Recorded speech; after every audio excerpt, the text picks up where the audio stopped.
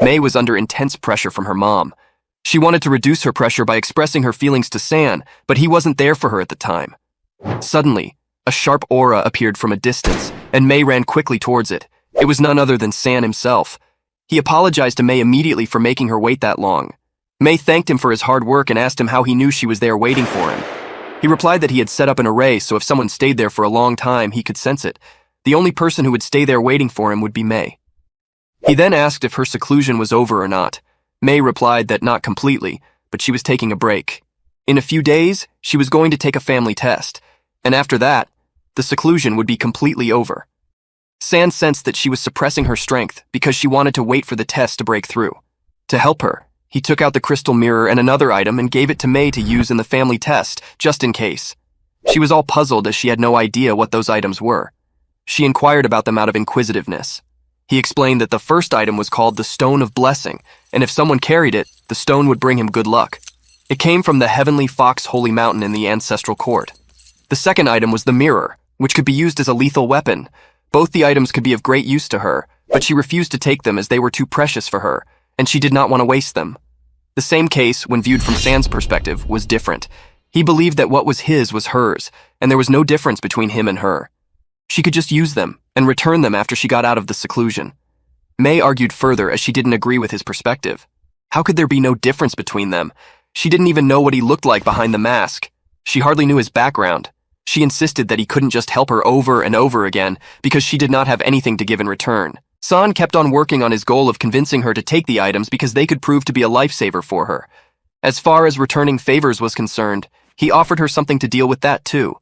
If she couldn't afford anything else, she could just give herself to him. His offer blew her mind. She was as curious as hell. Who on earth was that man who was ready to give her all his worth? Who was hiding behind that mask? She finally asked him to take off the mask. San completely refused her desire and told her to not bother him anymore. Everything he did was for her own good. He couldn't reveal his true identity that easily. He deeply cared for her and wanted to hold her back at any cost, but that didn't mean he would unfold all the secrets. He had been making efforts for ages to protect and support her, but all that was not enough for May. She still wished to see his face. How could they be friends if they weren't even honest with each other? Everyone had their own secrets, and this was his secret. He didn't show his face to her because he had something to hide. When he saw that she got upset with his stubborn behavior, he suddenly swore on his blood that throughout his life, no matter what comes his way, in good times or bad times, young or old or in the future, he would always be by her side. He would never do anything to betray her or break her trust. If he violated this oath, heaven would strike him with 5 thunderbolts, and the earth would abandon him. May was very shocked after witnessing this blood oath she had seen with her own eyes. She expressed regret and told him that she should not have been that willful. After that, both of them let go of their stubbornness. San was very calm about it and said that it would put her mind at ease. He requested her to receive the 2 items and consider them as if he lent them to her. She could use it and return it to him once she passed her test. She eventually accepted the tokens and thanked him for his kindness and grateful act. However, San didn't want such a tasteless thanks. He requested that she could thank him by having a meal with him. May refused the invitation and told him that her mother was waiting for her at home. When there was nothing left to talk about, San took the final goodbyes. Before that, he took confirmation from her if she would still wait for him there. When she assured him, he promised to return within 3 days, no matter where he was. Both of them agreed. When he was just about to leave, she stopped him as she suddenly remembered something. She wondered if he knew Mayor Jiang. She had a friend named San who was from Jiang's place, and she couldn't find him for a few days. That was a pretty tricky moment to understand because San had introduced himself as a boy named Shura to her. May didn't know that Shura was actually San, whom she had been awaiting him for a long. For that purpose, she asked him to bring back her friend in some way. Hearing that, San jiggled to himself because he had to find himself now. He asked May if he was just a friend, and May confirmed that. Since she acknowledged San as her mere friend, he thought of getting an insight into her emotions about the guy named Shura. When he inquired about her feelings, she ran away, making an excuse that her mother was waiting for her. Seeing May that day made San find out how much more beautiful she had gotten. He now wished that she had grown up quickly. San's main mission of returning to Carey City had been completed, and now he had started dealing with some trivial matters. He rushed to the teleportation array and teleported to the Golden Valley. When he arrived, it was already nighttime. In the Golden Valley, his tired body was healed by the aura of the Golden Tree. Previously, he had arranged for the Ligger clan to move into the Golden Valley, and now they had integrated with the Red Fox Girls. It was late at night, and the big cat, the Liger sword saint, had already fallen asleep. The blood oath San had taken previously resulted in his energy loss and exhaustion, so he decided to find a tree and rest for the night. Under the golden tree's life aura, he rapidly recovered from fatigue. At that time, San took out the spirit essence he had bid on before. He knew that it was not just for devouring, it actually had self-awareness and would want to resurrect itself. If there was a suitable host, the essence could maximize its effect. The reason San had bought this strange essence because he knew its origin, which was a spirit cultivated from a golden tree. As the spirit had some kind of self-awareness, San decided to communicate with it. He used his special and unique spiritual powers for this purpose. Later, he took the spirit to the golden tree. Upon seeing this golden tree, the spirit became tremendously excited. The urge to take over the tree and be reborn made the spirit thrilled and elevated. San first made a mutual cooperation treaty with the spirit that it would nourish the entire Golden Valley after being reborn. The spirit agreed with his statement and was released therefore. It immediately rushed out of the bottle and merged inside the golden tree. Because this golden tree was usual and possessed no spiritual wisdom, the spirit integrated with it very easily. As the spirit entered into the body of the tree, it increased in size at such a rate that it was even visible to the naked eye. It would be even faster if the tree seed could even handle it. A very powerful energy was released in a vast area surrounding the tree, including heaven and earth. The aura of life inside the Golden Valley increased and became more and more intense. Surrounded by this aura, San's fatigue became normal within a few seconds of its influx. He meditated under the same tree for the night. The next morning, when he woke up, he was greeted by the big brother cat, sister-in-law, and elder. Seeing them after so long made San chat about the good old days. Some chatting was done, and then they got straight to the business. San asserted that he wanted to ask Liger Sword Saint Big Cat about the sword he bought at the ancestral auction. Elder responded that they had lost the Lord-slaying cat. San said that the only condition to obtain the Lord-slaying sword back was to avenge him. He also mentioned that although the Liger clan is a first-level bloodline, they are still at risk. He then gave them the option to join him on this challenge, or they could live in peace as they would not venture into the Sword Saint Palace. Elder responded that he was now very old and wanted to live a peaceful life that he obtained with so much hard work. It was a once-in-a-lifetime opportunity for him, and he wanted to take no risks. Suddenly, the big brother cat shouted that he would go with San and accepted the challenge.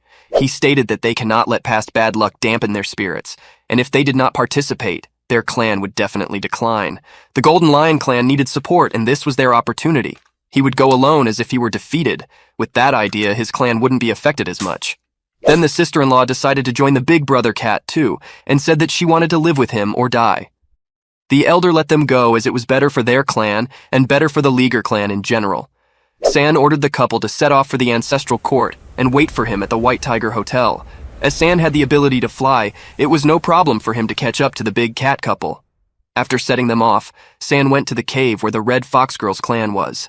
He used the red foxtail relics he had bought earlier in the ancestral auction on the Red Fox Girls. The cave quickly escalated in temperature, and it became so hot that it was unbearable. After its effect, the foxtail girls were acting unusually, which surprised San. He then checked one foxtail girl's body to see what had changed.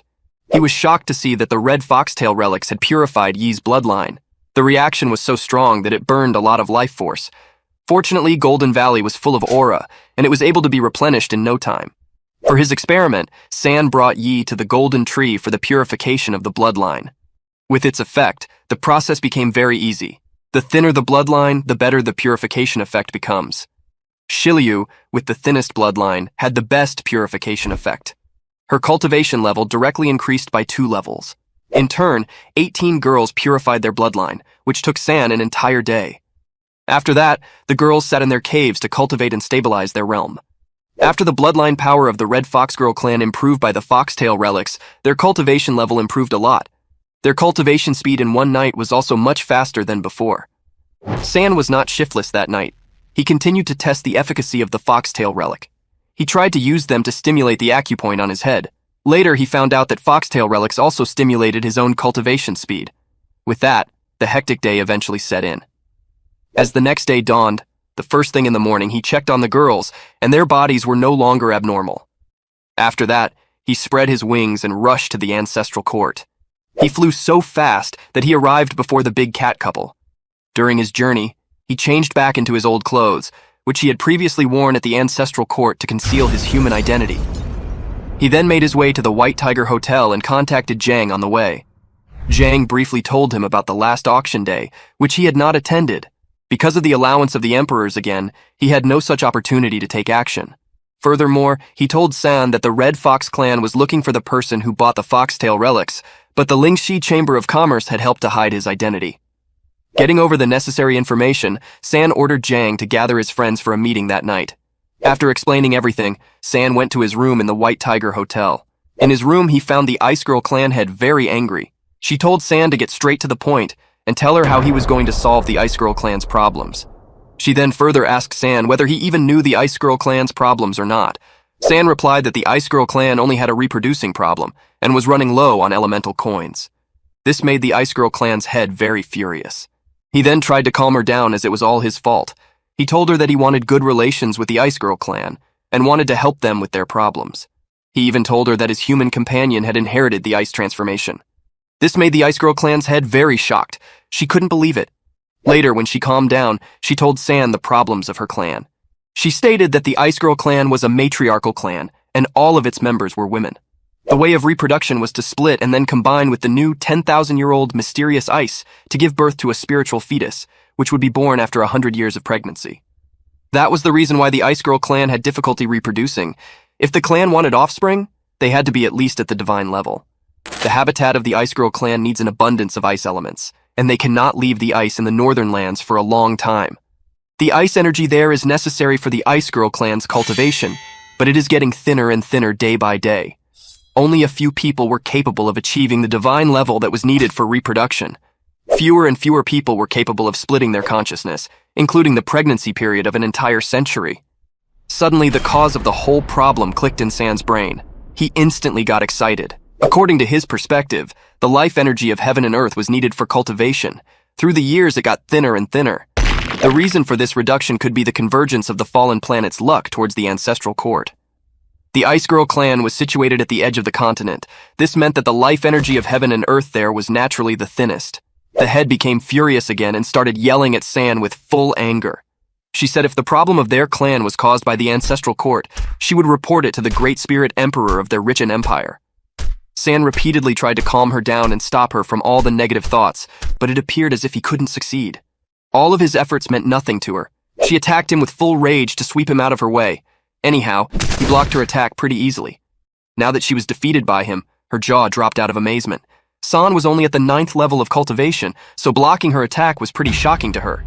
Ice Girl clan members seemed to have a very hot temper as she made another full-power attack on San.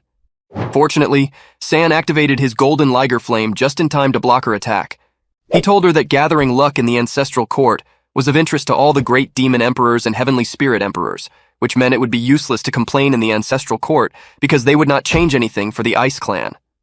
The head argued even more in favor of her clan, but San told her to calm down and make some mutual negotiations.